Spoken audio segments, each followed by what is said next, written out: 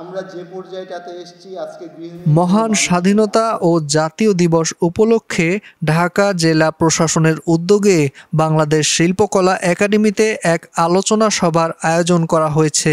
সভায় জাতীয় নাট্যশালার মূল থিয়েটার হলে ঢাকাস্থ বীর মুক্তিযোদ্ধাদের সংবর্ধনা দিতেই এই আয়োজন।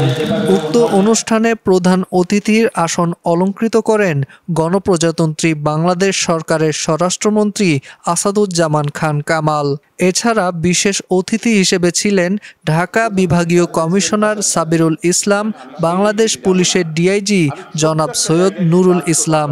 মহান মুক্তিযুদ্ধে দেশের সূর্য সন্তানদের অসামান্য অবদানের কথা তুলে ধরে যুদ্ধে তার অংশগ্রহণের দিনগুলোরও স্মৃতিচারণ করেন স্বরাষ্ট্রমন্ত্রী। এ সময় মুক্তিযোদ্ধাদের জন্য ঢাকায় একটি মিলনায়তন করে দেওয়ারও আশ্বাস দেন তিনি। এখন অনেকেই কথা বলেন ৩০ লক্ষ লোক কিভাবে মারা গেল, তারা তো দেখেনি।